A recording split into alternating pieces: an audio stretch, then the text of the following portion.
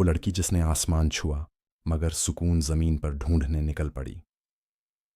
ये कहानी है उस लड़की की जिसने लाखों लोगों को प्रेरित किया, जिसकी मुस्कान ने पर्दे को चमका दिया और जिसने एक दिन सब कुछ छोड़कर कहा, मैं जा रही हूं क्योंकि मेरा दिल अब कुछ और चाहता है।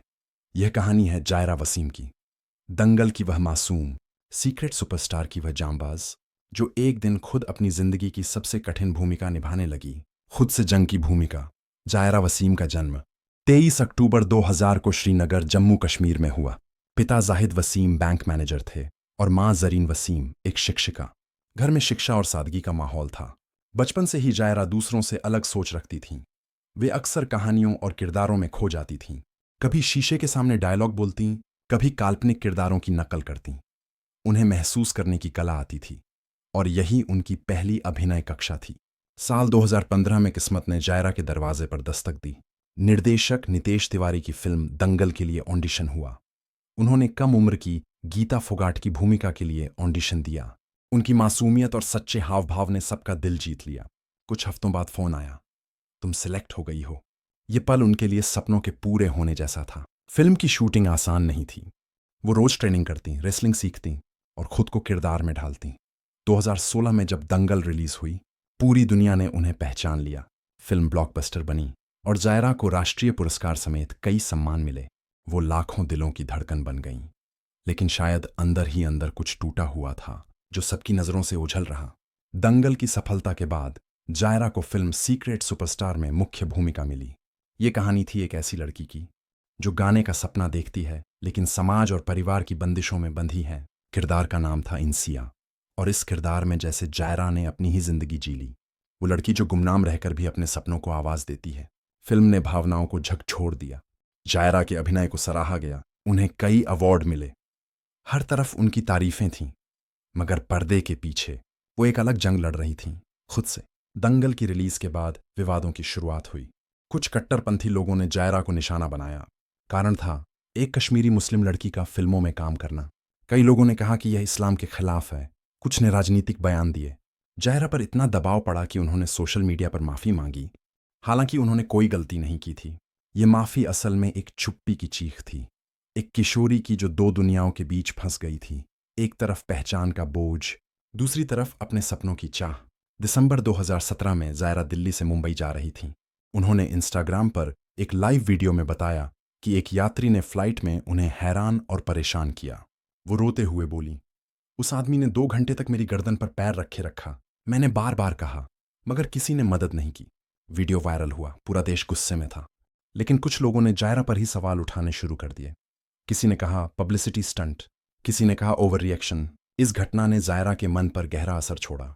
उन्हें एहसास हुआ कि इस चमकदार दुनिया में एक लड़की को अपनी तकलीफ बताने का भी अधिकार नहीं है, बिना शक के।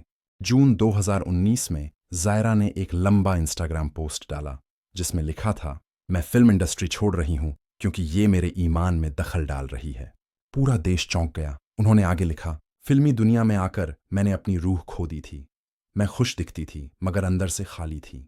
मुझे लगा कि मेरा धर्म मुझे इस रास्ते पर चलने की इजाजत नहीं देता। यह शब्द किसी साधारण लड़की के नहीं थे। ये एक ऐसी आत्मा के थे जो खुद से लड़ते लड़ते थक चुकी थी। जायरा के इस फैसले के बाद मीडिया में भूचाल आ गया।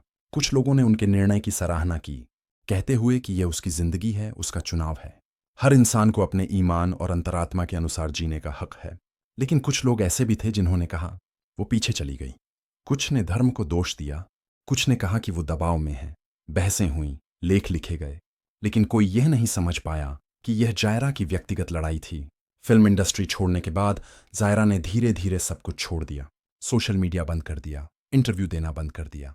कभी कभी कोई कुरान की आयत या बादलों की तस्वीर शेयर करती। लोग कमेंट्स में लिखते, हमें तुम्हारी याद आती है। मगर अब जायरा किसी और सफर पर थी, एक रूहानी सफर जिसमें शोहरत नहीं, सुकून था। वो खुद को ढूंढ रही थी, वो खुद जिसे दुनिया की तालियों में खो दिया था। जायरा की कहानी केवल एक अभिनेत्री की नहीं, बल्कि एक महिला के चयन की कहानी है। समाज अक्सर वही चुनाव स्वीकार करता है जो उसके अनुकूल हो, लेकिन जो अलग रास्ता चुन ले उसे सवालों में घेर लेता है। जायरा ने न तो धर्म को जीता, न फिल्म जगत को हराया। उन्होंने खुद को पाया। उन्होंने उस रास्ते को चुना जहां उनका दिल चैन पा सके।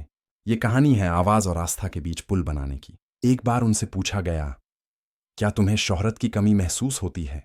उन्होंने मुस्कुराकर कहा, मुझे सुकून चाहिए, शोहरत नहीं।